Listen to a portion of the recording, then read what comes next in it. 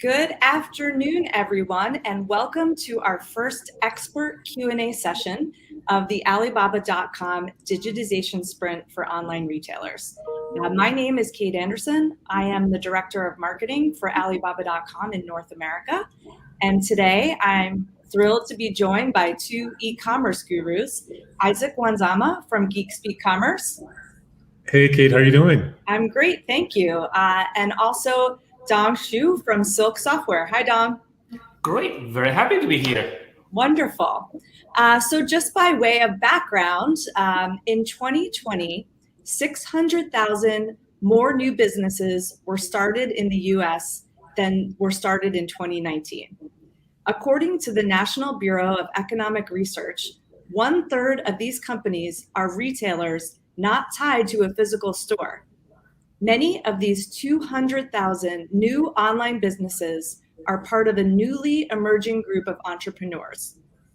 These new digital entrepreneurs are building digital businesses enabled by new online infrastructure that allows them to operate their own business-to-consumer e-commerce stores on platforms like Shopify, WooCommerce, and Wix, or as third-party sellers on retail commerce sites like Etsy, Amazon, and Walmart. So as I mentioned, I'm joined by Isaac from geekspeak Commerce. geekspeak Commerce is an e-commerce provider focused on developing programs, strategies, and solutions that help you sell more online. Silk Software is a full-service e-commerce expert delivering efficient and cost-effective B2B and B2C solutions to a global network of clients.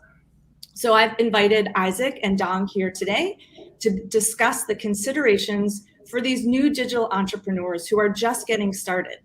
Retailers that are setting up a storefront or joining a marketplace, they're figuring out payments and shipping. So again, thank you for joining us today. I have some questions that were submitted to me by attendees of the digitization sprint for retailers to get us started. And I encourage our audience to interact with us and leave us comments, and we will do our best to respond. So Isaac, let's start with you and let's talk about this e-commerce boom. According to Digital Commerce 360, $2.67 trillion was spent globally on the top 100 marketplaces in 2020, which is a 29% growth from the previous year. It seems like there is a ton of opportunity here, especially for some of these new emerging retail sellers. Can you provide a brief overview of marketplaces? What are the benefits, especially for those that are just getting started in e-commerce? Sure, Kate. And again, thank you so much for having me on. I'm also so excited to talk about e-commerce and talk about entrepreneurship in general. So these are a convergence of two of my favorite topics. And yes, just listen to your stats and listen to some of the numbers. A lot of entrepreneurs were born or reborn in 2020 for a number of different reasons, obviously looking for opportunities and so forth. Certainly when it comes to retail, when it comes to e-com, that was a lot of places people went. And certainly marketplaces were a big part of that conversation. So we're going to talk about a lot of things today, but let's just focus to begin with on the three reasons and pros why you may want to think about marketplaces to begin with. And then when we talk about marketplaces, we talk about Amazon, we talk about Etsy, we talk about eBay, and really everybody everywhere in between there. But they all kind of share some very, very common aspects of it. So let's start with, first of all, is the audience and the market. So when you begin to think about going online and selling online, you want to think about where your customer is going to come from. So when you look at joining a marketplace, you're automatically benefiting from a lot of the marketing, a lot of the branding, a lot of the positioning that these marketplaces already have. So inherently, that's going to help you get customers faster and also sell faster to begin with. So that's one of the first pros for sure. Next is existing infrastructure. So when you think about selling online, you have to think about logistics. Think about all the shipping components, all the payment gateways you have to consider. Building these yourselves, which you can, there's a lot of platforms that enable you to do that, is sometimes difficult. But when you're starting out, really benefiting from a lot of the marketplaces, whether it's Etsy or Amazon, that has already spent the time to refine and really gain the customer's trust around this, you could benefit from that. So that infrastructure is certainly a very, very big part of that. And the third reason that you want to think about this today is really just speed to market. you want to start a store, you want to start selling online with anywhere from 2 to 3 weeks. You don't want to go out and have to build your own platform or build your own website. You want to be able to go to market very quickly. So certainly, marketplaces are amazing for that. Whether you're talking about North America or whether you're talking about going global, and there's certainly a lot of other opportunities out there, in which obviously Alibaba is one. But that speed to market is also one of the key reasons why you should be thinking about marketplaces. Great. Thank you for that insight. Definitely sounds like for some of these new sellers, it's a little bit more turnkey in terms of barriers to entry and getting started. So we've talked about the pros of marketplaces. What are some of the drawbacks? Yeah, absolutely. So when you hear me talk about marketplaces, you're like, wow, this is all simple. Let's just sign on. But there are some cons, and some of these evolve as you go along. So first of all, when you're talking about a marketplace and you're joining Etsy, you're joining Amazon, you're joining eBay, you're really talking about somebody else's platform, somebody else's store, somebody else's sort of design direction. So when you start out, you're not going to have a lot of brand control in terms of how your site looks or how your shop looks. Now, Amazon does allow you to do some store brand design on their platform, but largely you're within their framework. Right, so any policies and changes that any of these make, they're certainly going to affect you without you necessarily having a lot of control with it. So that area of brand control is probably one of the first things you have to worry about. Secondly, is really the customer ownership. When I'm selling on Amazon, I'm selling to an Amazon customer. They may buy my product, but mine is a product that may be in a category where many of them exist. So ultimately, customers are buying that. If I'm selling on Etsy, it's very much the same thing. I may, find a great pair of, earrings or whatever the case is, or a custom-made piece. But when somebody asks me where I got that, in most cases, I'll say I got it on Etsy, right? I may not necessarily remember the store that sold it to me. So that is really what we think about when we talk about some of that, brand ownership and customer ownership. And people may not remember who you are; they just remember they bought something on Amazon. So that ownership is a very big con when it comes to marketplaces. Then finally, obviously, is also Amazon is not doing this for free. Etsy is not selling your product for free. So there's fees that are associated with you selling on that, right? So Etsy, is 20 cents to list a product. Then there's every time you sell, there's a transaction fee. Amazon has what's called a referral fee. Every time you sell a product, there's a percentage of your sales that goes back to them. So a lot of these fees that go into your selling can sometimes affect your margin, right? Because if you're in a very competitive category and you have to add on 5% for this and 10% for that, ultimately that cuts back in your profitability. So that pricing and those fees are something that you may not experience if you build your own platform. So those are definitely some of the three cons that to think about. Great, thank you. Now let's change direction a little bit and talk about setting up your own storefront, how that differs from a marketplace. So Dom, can you talk about the platforms and the tools that are available for these new digital entrepreneurs looking to set up their own storefront apart from the marketplaces that Isaac discussed? Great. First thing first, whatever you do, don't build it on your own, right? I think we're in 2021, there are plenty of choices out there, right? Like BigCommerce, Shopify, Magento, they're all excellent tools to help you to build your store brand. There are some nuances in the pros and cons of each platform, but they're all excellent choices, right? They can be as cheap, probably cheaper than your Starbucks every day, right? So really what I want to say is the choice there, really focusing on build your store, build your brand, build your business, and technology. I mean, we're in the technology field, right? I won't say the technology has come so long, just what do you need? I would strongly suggest whoever interested in that, take a look at it, right? Read some review, get a free account, play with it. I think that the conclusion will come, what's the best platform? Yeah, that's really interesting because I think folks probably hear Shopify, BigCommerce, Magento, and they assume that these are sort of enterprise level tools and that they're not for me just starting out.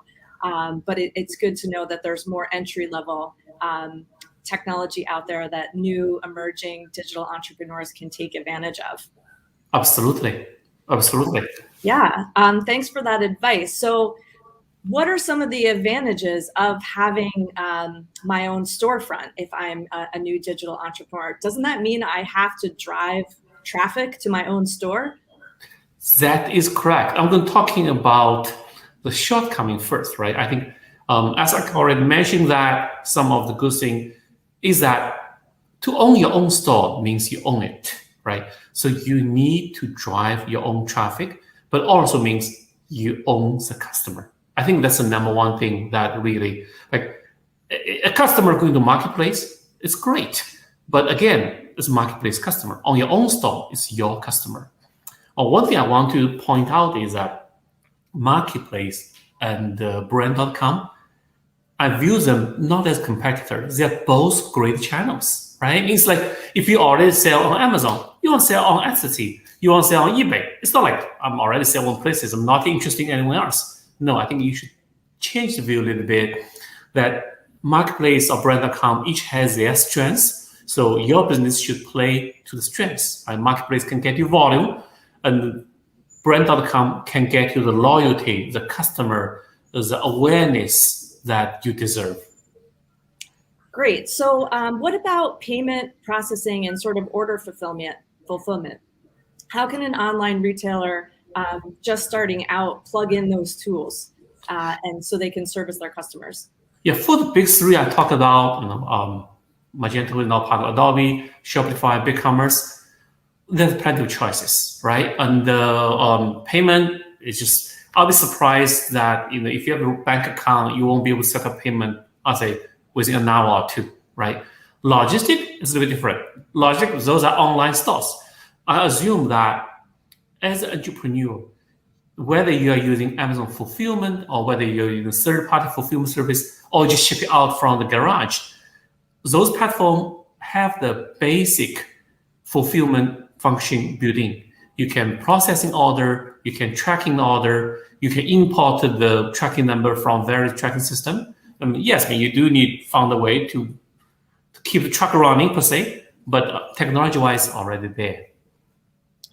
Great. Well, thank you both for this sort of basic overview of what digital entrepreneurs need to consider when they're getting started with online retail. Isaac, is there a specific approach that you recommend? I know Dom talked about sort of a hybrid approach and not really, you can marry these two channels. Yeah, absolutely. And Dong, thank you so much for that amazing overview. And Kate, to us, you're going to have a different methodology depending on when you are in your entrepreneur journey. So you may want to start off, if you do, early days, you kind of want to test a product. You're not sure how much you want to invest. Maybe start off on a marketplace, something like Etsy, where it's not costing too much. But eventually what we end up doing and talking to our customers is really looking at a hybrid approach in terms of how they do that. So I may be selling on Amazon, but I may also have my own store as well. I may also be selling on Target or being picked up by a retailer. One of our most successful customers we have is a company called Upward North Natural, and it's a beauty product. Entrepreneur, she's been running it since about 2015, and it started off exactly that way. Now she's in a position where you could find the product in Target, you find the product on Amazon, you can find the product in Walmart as well. So all these ultimately is what's going to help you succeed. And obviously you might want to throw there some capabilities about internationalization. How can I sell globally? Just today, Shopify announced Shopify markets that allow you to actually globalize and reach all your customers from your Shopify market. So here's a D2C opportunity that actually allows you to sell and reach customers as well. So really interesting mix. I'd say your journey is going to determine where you go and where you start. But ultimately, it's a mix, and that's where we've seen a lot of success. Great, thanks for that. So, Dong, do you have any final advice for our budding digital entrepreneurs out there? I'll say that from what I've been kind of watching a lot of customer get success. I want to share one story that, like a couple of years, 2-3 years ago, I was working on a system, right? It's a little bit cutting edge. It's a little bit, sometimes, it's a little bit, from a technology point of view, it's kind of tricky. So I called my customer. I said, hey, buddy, this is getting scary. You are pushing too much changes. You're doing too much things. Your site will going down. You have a problem one day. He tell me something I'll never forget. He said, Don, it's perfect, fine. Just do it, right? I would rather have my business have some issues, get shut down maybe half an hour or so, then slow it down. right? So in e-commerce, it's really what really matters is go ahead, make it happen. Thinking too much sometimes could get you in a sense, right? So yeah, that's kind of bring my memory. Kind of want to share that story with our fellow kind of entrepreneur out there. Just do it in a sense. Yeah, it's all about experimentation and innovation, and that's how you grow. Yep. So thank you, Isaac and Dom, for joining us today and sharing your insights with us. Again, I encourage our audience to drop questions, comments, and we'll do our best to get back to you. Please check back on the digitization sprint for retailers curriculum landing page for updates. We'll be rolling out new content 3 times a week. And don't forget to get your applications in for the Alibaba.com grant program that we are running in partnership with Hello Alice. 50 deserving businesses will win $10,000 each based on their innovative product ideas and their go-to-market strategy. And applications close on October 21st. So get your applications in. And thanks everyone for joining us today.